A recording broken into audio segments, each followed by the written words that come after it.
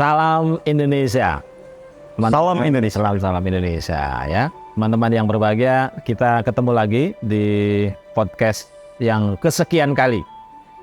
Saya tetap harus mengulangi biar teman-teman ingat bahwa podcast ini didesain oleh kita semua di 3 lembaga untuk meramaikan cita-cita dan program kita di bulan Juni, yaitu kuliah dalam kelas-kelas konstitusi dan Pancasila. Sebelum acara itu kita membuat podcast, kita membuat pendalaman-pendalaman, kita membuat pengantar agar nanti para peserta bisa lebih fokus, bisa mendapatkan modal sebelum ketemu dengan teman-teman yang lain sekaligus dengan narasumber-narasumber yang lain. Lembaga Nusantara Center bekerjasama dengan FOKO, Forum Komunikasi Purnawirawan TNI Polri, sekaligus Lembaga Pusaka Indonesia, lembaga yang sangat concern, meneliti, menguatkan, dan mempraktekkan nilai-nilai Pancasila dalam kehidupan di antara mereka dan di antara kita. Hari ini kita melanjutkan, ketemu lagi dengan Mas Setio. Nggih, Mas Yudi. Setio Hadjar Dewantoro.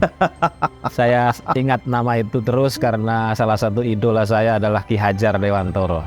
Saya sempat menulis, Mas Setio, biografi Ki Hadjar Dewantoro, sehingga kalau membaca orang punya nama yang mirip itu kagumnya sama. Ya, tampaknya saya didesain untuk melanjutkan perjuangannya beliau, Mas Yudi. Ya, podcast sore hari ini kita akan diskusi soal keadilan ya. Kita tahu bahwa kemarin kita sudah diskusi soal spiritualisme, lalu kita diskusi soal kemanusiaan. Sore hari ini biar agak meloncat kita ke keadilan dulu ya. Karena isu keadilan ini saya lihat di Indonesia menjadi isu yang jadi bancaan ya. Karena elit ngomong udah adil, ternyata rakyat mengatakan tidak mendapatkan keadilan. Anggota DPR bilang kami sudah menyusun undang-undang berdasarkan keadilan. Ternyata di demo, kalau di demo kan berarti ada yang merasa tidak adil ya kan. Banyak kepala rumah tangga mengatakan saya sudah adil kepada istri dan anak-anak. Ternyata di media kita lihat banyak istri dan anak-anak ngamuk karena ayahnya dianggap tidak adil. Jadi problem keadilan ini sebenarnya terjadi di mana-mana. Padahal sebagaimana yang kemarin kita diskusikan, kita punya pusaka Pancasila yang di dalam sila-silanya itu luar biasa agung, luar biasa bagus. Yang menurut Mas Setio kemarin kan kita katanya ada ketidaksempurnaan dalam metodologi. Saya ingin kita perdalam sore hari ini soal bagaimana sih menciptakan keadilan pada diri kita sendiri dulu, baru pada yang lain gitu kira-kira. Silakan. Iya, saya selalu berangkat dari penghayatan personal dulu, Mas Yudi, karena semuanya kan harus otentik ya. Jadi saya secara real ya dalam kehidupan sehari-hari itu bertindak mengikuti apa yang saya sebut sebagai hikmat kebijaksanaan. Yang sebetulnya itu kan merupakan intisari esensi dari sila yang keempat. Oke. Nah, hikmat kebijaksanaan ini tidak bisa dipisahkan dari kasih murni. Dan tidak bisa kemudian dipisahkan juga dari kesadaran ketuhanan. Ya. Nah, hening cipta itu pasti akan membuat kita menumbuhkan semua itu. Ya. Kita punya kesadaran ketuhanan, kita punya kasih murni, kita hidup tertuntun oleh Tuhan, dan tuntunan Tuhan yang muncul dari dalam hati itu sebetulnya disebut sebagai hikmat kebijaksanaan. Maka dengan itulah kemudian kita punya kemanusiaan yang adil dan beradab, yang implementasinya dalam sebuah kebijakan ekonomi, ya kita menciptakan ekonomi yang berkeadilan. Sehingga secara faktual keadilan sosial ini bisa dirasakan secara nyata oleh semua warga dari negara Kesatuan Republik Indonesia. Nah, selain saya sebagai seorang guru spiritual, Mas Yudi, sebagai aktivis juga, saya kan juga sedang merintis peran sebagai pengusaha. Nah, saya mengerti betul bahwa salah satu godaan bagi pengusaha, bagi pelaku ekonomi adalah keserakahan. Keserakahan. Ketika kita tergoda untuk mengakumulasi aset, mengakumulasi kekayaan dengan mengabaikan hak-hak orang lain. Ya. Semakin besar kemudian putaran ekonomi kita, semakin besar target akumulasi aset kita, maka potensi untuk berbuat ketidakadilan itu juga akan semakin besar. Itu seperti sudah menjadi semacam insting primitif di dalam kehidupan para pelaku ekonomi. Nah, repotnya adalah kemudian ketika negara, pemerintah tidak berada dalam posisi pengambil kebijakan yang adil, yang mestinya mengayomi banyak pihak, semua pihak kalau perlu. Ya, malah mendukung kepentingan mereka yang sebetulnya tidak perlu dibela karena dia sudah punya kekuatan ekonomi luar biasa. Iya. Nah, sebetulnya tantangan kita di sini, Mas. Jadi dari pihak pemerintah tidak bisa mengambil keputusan dengan hikmat kebijaksanaan. Para pelaku ekonomi, terutama para pelaku ekonomi besar, itu hidup dengan keserakahan. Ini yang kemudian menjadi akar dari ketimpangan ekonomi. Ya. Gini rasio kita itu kan tinggi sekali, betul. Gitu. Jadi kesenjangan antara yang kaya dengan yang miskin tinggi. Ya. Dan ini petanda bahwa kita memang tidak ada dalam keadilan. Keadilan itu ada dalam idealitas, tidak dalam realitas. Ya. Pertanyaannya membongkar ini bagaimana? Nah, Mas Yudi kan pasti sangat mendalami lah ya. Bagaimana memang inilah konstruk dari ekonomi neoliberal kan? Betul. Sementara kita punya idealitas tentang ekonomi Pancasila. Yang porosnya sebetulnya keadilan. Yang porosnya adalah gimana pun juga keadilan itu harus ada pemerataan. Betul. Gitu sih Mas Yudi. Jadi ini persoalan antara persoalan struktural dengan kultural yang menjadi satu. Nah, kita menghidupkan kembali tradisi Pancasila ini kan persoalan kultural untuk kita selesaikan dengan itu. Nah, implementasinya dalam pengambilan kebijakan negara ini kan soal struktural. Iya. Nah, ini yang memang nggak bisa dipisahkan, menjadi bagian perjuangan kita untuk mewujudkan ekonomi berkeadilan. Yeah. Kita ke ini dulu, tadi menarik, keserakahan ya. Keserakahan itu kan berarti ada dalam diri manusia, setiap manusia. Kalau menurut Mas Setio, cara mengendalikan keserakahan, syukur-syukur bisa hilang itu gimana? Gini, akarnya dulu Mas. Ya. Akar keserakahan itu adalah satu. Manusia punya ilusi tentang kebahagiaan. Ilusi kebahagiaan itu apa? Manusia menganggap semakin banyak aset, semakin banyak kekayaan material, dia semakin bahagia. Jadi bahagia itu dianggap buah dari kekayaan. Oke. Itu ilusi banyak orang. Betul. Yang kaya punya ilusi itu, yang miskin apalagi. Iya, betul. Ya.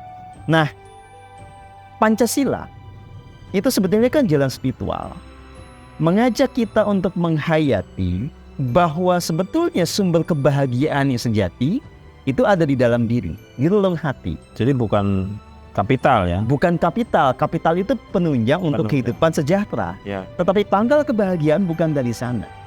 Jadi sejauh saya menghayati Pancasila sebagai sebuah langkah spiritual, Mas Yudi, faktanya adalah kita bisa mengalami rasa bahagia walaupun aset kita nggak bertambah. Oke. Walaupun bisnis kita belum besar, kita sudah bahagia. Ya. Bahagia satu paket dengan kasih murni. Nah, orang yang punya ilusi tentang kebahagiaan, menganggap kebahagiaan itu muncul dari kepemilikan harta. Ya. Pada saat yang sama kemudian tidak pernah hening cipta, tidak punya kasih murni, hidup dalam egonya. Ilusi kebahagiaan nanti akan bersanding dengan keserakahan. Jadi keserakahan itu tindak lanjut dari itu. Karena dia berpikir dong, saya harus selalu dapat lebih dan lebih supaya semakin bahagia. Nyatanya semakin terakumulasi, semakin haus dia. Makanya sekarang Mas Yudi lihat, politisi sekaya apapun, setua apapun gak pernah puas. Pengusaha konglomerat sekaya apapun, setua apapun gak pernah puas. Why? Ya karena memang ego itu sampai kapanpun tidak akan pernah bisa dipuaskan. Jadi sebenarnya akar-akar itu ada dalam diri manusia dan kita bisa melenyapkannya ya. Jelas, inilah sebetulnya perkara spiritualitas. Tentang bagaimana kita kembali kepada kesadaran yang murni, kesadaran yang luhur. Balik-baliknya kemanusiaan yang adil dan beradab. Ya. Balik-baliknya tentang kewelas asihan atau tentang kasih murni. Gitu. Bagaimana kita ini hidup dengan hikmat kebijaksanaan, tidak dengan ego kita. Berarti kalau mau memutus seluruh mentalitas keserakahan yang terjadi di Republik ini, ya balik lagi Mas. Balik lagi bolak-balik. Sebetulnya ini intisarinya dan justru inilah yang kemudian dihancurkan. Ya. Kita dilupakan dengan tradisi agung ini. Hening Cipta, Pancasila, Jiwa Garuda. Jadi operasi intelektual dari Barat untuk menghilangkan itu luar biasa. Sangat luar biasa. Sampai kita nggak sadar ya. Nggak sadar karena itu kan memang lewat pendidikan, lewat kampanye media, buku-buku. Ya. Kita dihilangkan ingatan kita akan DNA kita sendiri. DNA sebagai bangsa spiritual, bangsa yang hidup dengan betul-betul hikmat kebijaksanaan, Mas Yoga. Berarti kampanye bahagia sebenarnya memang harus selalu disampaikan tanpa ada atau tidak ada material mestinya. Loh iya dong. Ya sejauh pengalaman saya justru munculnya kebahagiaan yang murni itulah yang nanti memicu semangat kita dalam berkarya dan itu menarik kesejahteraan bersama. Ya. Tapi orang yang sudah bahagia tidak punya tendensi untuk bersikap serakah. Karena begitu dia serakah, dia kebahagiaan yang murni hilang. Ya. Akhirnya kebahagiaannya semu. Ya, apalagi kalau orang sudah semakin peka, Mas Yudi ya. Berbuat salah sedikit di pikiran, kata-kata, tindakan, badan sakit, Mas Yudi. Misalnya saya sebagai pengusaha nih ya. Nyerobot tanah orang sedikit aja, itu badan sakit gimana? Ya. Mestinya begitu ya. Loh iya. Ngakalin timbangan gitu ya. Mestinya misalnya ya ini sekilo. Kilo ya. Biar untung Dibuat setengah kilo. Atau itu terlalu ini 900 gram. Dikurangin 1 on gitu ya. Kalau kita udah dalam kesadaran yang murni, Mas Yudi, sakit badan. Iya. Bukan organik gitu ya, tapi dibilang organik gitu. Itu juga badan sakit, Mas Yudi. Berarti sebenarnya banyak orang sakit tanpa mereka ketahui. Nah, jadi orang banyak sakit itu karena dia nggak peka. Sakitnya terakumulasi. Ya. Dan tidak tahu dari mana. Tidak tahu dari mana. Padahal ya sebenarnya itu dari ilusi-ilusi. Dari ilusinya dia, dari tindakan dia yang menciptakan, kalau bahasa spiritualnya kan karma buruk dan seterusnya. Ya menarik nih soal karma buruk ya. Ternyata dalam Saripati Pancasila itu sudah ada ya. Sudah ada dong. Ya kan itu. Coba ini menarik. Sampaikan ke publik, terutama ke teman-teman di Nusantara Center itu. Jadi karma buruk ini sebenarnya real ya. Gini Mas Yudi ya. Ini kan sebetulnya hukum alam, hukum sebab akibat. Setiap tindakan menghasilkan akibat. Ya oke. Ya. Hukum tabur tuai, apa yang kita tabur itulah yang kita tuai. Nggak usah jauh-jauh kan, ya. Kalau taman ini, ya kita perlakukan dengan kemudian sembrono, sembarangan buang sampah, ya. Kita nggak memuliakan tanaman ini, apa yang terjadi? Busuk lah. Ya busuk semua kan, ini akan hancur. Ini yang tadinya surga yang nyata akan menjadi gudang pasir, Mas Yudi. Ya sama aja kan, sungai yang mestinya itu jadi aliran energi hidup gitu ya, kita jadiin tempat sampah, apa yang terjadi? Kita nggak memuliakan sungai. Saya sedih banget Mas Yudi ketika main ke Swiss lihat sungai, ya ampun. Sungai itu jernih, indah, gile. Ikannya bagus ya. Iya, bangsa kita yang katanya Pancasila sungainya di tempat sampah. Padahal harusnya kan lebih jernih ya. Mestinya lebih jernih sungai di sini dong. Iya. Nah kayak gitu Mas Yudi. Nah kan itu kenapa sungai di sana bersih kan hasil tindakan kolektif bangsa Swiss kan. Betul. Nah sama aja kita kemudian sungainya rusak, akhirnya banjir. Itu karma siapa? Masa nyalain Tuhan? Enggak dong. Ya, gitu Mas Yudi. Jadi kalau kita balik ke soal keserakahan ya. Iya. Akumulasi keserakahan itu kan bentuknya kapital. Lalu mereka menyembah kapital. Iya. Lalu kapitalisme jadinya. Kapitalisme. Lalu mereka merasa biasa saja menyiksa orang lain. Menyiksa orang lain, menghancurkan hutan. Merasa ya kalau bahasa umumnya itu kita jadi baal. Tidak lagi peduli pada tindakan-tindakan destruktif. Merasa itu baik-baik saja selama menguntungkan. Jadi bersifat tidak adil dianggapnya biasa. Biasa aja karena sensor dari badannya udah nggak nyala Mas Yudi. Udah nggak hidup. Nggak nyala. Dan kalau kemudian ada katakanlah ya usihkan dari hati nurani, salah gitu dari dalam itu ya, itu pasti akan dibantah lagi, didinai. Dia akan menyangka, enggak kok ini begini begitu. Lama-lama dia udah nggak punya mekanisme kontrol untuk semua tindakan dia. Ya. Makanya kita akan bisa melihat bagaimana keserakahan ini tanpa batas Mas Yudi. Pada tingkat individu dilembagakan dalam tingkat korporasi, didukung oleh negara, keserakahan jamaah secara tanpa batas. Hasilnya negara yang rusak-rusakan. Jadi kalau ngelihat indikasi itu kan sebenarnya kita tidak bisa lagi ngomong berpancasila ya. Loh ya, Pancasila kan cuma diomongin, tidak ada prakteknya. Terus bagaimana? Iya, karena makin banyak orang kaya, tapi juga makin merajalela orang miskin. Itu Loh iya, karena memang ada ketidakadilan. Karena ekonomi yang dikembangkan itu tidak mengayomi, tidak memberi ruang orang miskin untuk ikut terangkat. Iya, iya. Ya, begitu Mas Yudi. Ya, kita balik ke soal serakah tadi, menarik buat saya. Kan keserakahan itu ternyata juga bukan hanya soal kapital ya. Oh iya. Ada orang bilang begini, misalnya dia belajar ilmu kungfu atau karate ke gunung. Oke. Dia merasa setelah turun tuh merasa paling hebat. Ya, ya. Sehingga menganggap orang lain itu bisa dikalahkan hanya dengan sekali jurus, 2 kali jurus. Lalu dia bangga dengan ilmu itu. Jadi sebenarnya kan keserakahan itu juga bisa tumbuh di mana saja ya. Ya, karena kan itu satu paket dengan kesombongan, dengan kebanggaan yang irasional, Mas Yudi. Sebetulnya kan akarnya di ego. Ego kita ya. Ego kita yang kemudian bersanding dengan segala bentuk ilusi. Kan kalau yang kayak begini model jagoan, dia berpikir bahwa dengan mengalahkan banyak orang dia bahagia. Dia bahagia ya. Iya, kayak ilusinya begitu. Jadi ilusi kebahagiaan itu banyak formatnya. Politisi kan dia berilusi kalau dia jadi presiden dia bahagia. Betul. Makanya orang berkejar-kejaran berlomba-lomba jadi presiden. Padahal dalam konsep bangsa kita ada yang disebut sebagai wahyu keprabon. Ya. Atau pulung keprabon, pulung kedaton. Jadi sebetulnya semesta ini udah punya metode untuk menentukan siapa yang layak gitu loh. Nah makanya memang si pemimpin itu dipilih orang-orang yang bisa membaca wahyu keprabon ini, sehingga tidak ada konflik di situ. Makanya namanya mandat ya kan, mandataris MPR. Nah sebetulnya konsepnya mau ke sana. Ini disebut sebagai demokrasi terpimpin, Mas. Jadi. Yeah. Jadi orang mengambil keputusan dengan hikmat kebijaksanaan. Kalau itu yang dipakai kan nggak mungkin orang dari God tiba-tiba bisa jadi presiden. Ya? Luar biasa. Iya, itu ilusi kebahagiaan. Ya? Iya, ilusi kebahagiaan yang diwujudkan dalam pengejaran kekuasaan, pengejaran kekayaan yang tanpa batas dan seterusnya. Dan ini sebetulnya kan isu-isu spiritual semua, Mas Yudi. Ya, ya. Saya kebetulan nggak terlalu banyak belajar spiritual, jadi ini menarik.